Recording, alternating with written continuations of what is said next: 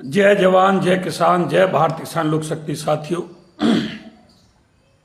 मेरी बात से अगर आप सहमत हों तो फेसबुक पोस्ट को इतना शेयर करो ताकि जन जन तक आपकी आवाज़ पहुंच सके, सरकार के कानों तक आपकी आवाज़ पहुंच सके। क्योंकि किसान को अपना खुद सहयोग करना पड़ेगा।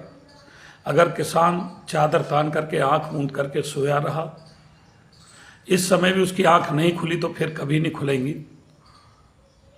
यह प्राधिकरण के क्षेत्र हैं। आज पूरा 45 दिन हमको 1.5 महीना ग्राम रोनिजा पर यमुना औद्योगिक विकास प्राधिकरण के समस्याओं को लेकर के धरने पर बैठे हुए हैं अनिश्चितकाल के लिए, लेकिन प्रशासन है कि बात मानने को तैयार नहीं। आपने देखा होगा अभी नेपाल में जनता में कितना आक्रोश हुआ, सरकार को गद्दी छोड़ करके भागना पड़ा। ऐसे एक बार पश्चिमी बंगाल में हुआ था, ऐसे ही पाकिस्तान में हो रहा है।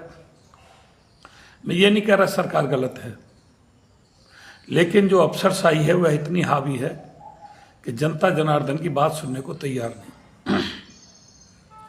यमुना प्राधिकरण के अधिकारी जो हमारी मूल मांग है, जैसे कि जिन किसानों ने अभी तक 2011 से लेकर अब तक 14 साल हो गए मुआवजा नहीं उठाया, जिसको कहते हैं ट्रेजरी में जमा हो गया या जज के खाते में जमा हो गया, उनको मूल मुआवजे से भी काट करके दे रहे हैं। वे अन्य सुविधा भी उनको नहीं दे पा रहे हैं। जैसे 33 साला है, 110 है या 35 रुपये मीटर है, वह भी उनकी सुविधा नहीं दी जा रही है और मूल मुआवजे से कम से अवार्ड किया। जिन किसानों की जमीन पर कब्जा प्राप्त नहीं है,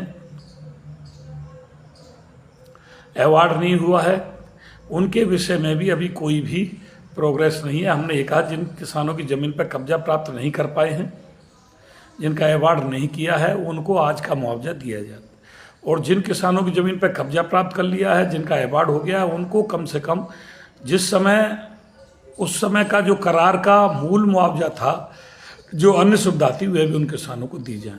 उसके लिए कोई प्रोग्रेस नहीं। यमुना एक्सप्रेसवे के जो आवासीय प्लाट हैं उनके लिए कोई प्रोग्रेस नहीं। आबादियों के निस्तारण पर सीधी गोली दी जा रही है, अभी कोई कार्रवाई नहीं। यमुना एक्सप्रेसवे के 64.7% के लिए यस की जा रही है, लेकिन अभी कहीं कोई दिखाई नहीं दे रहा।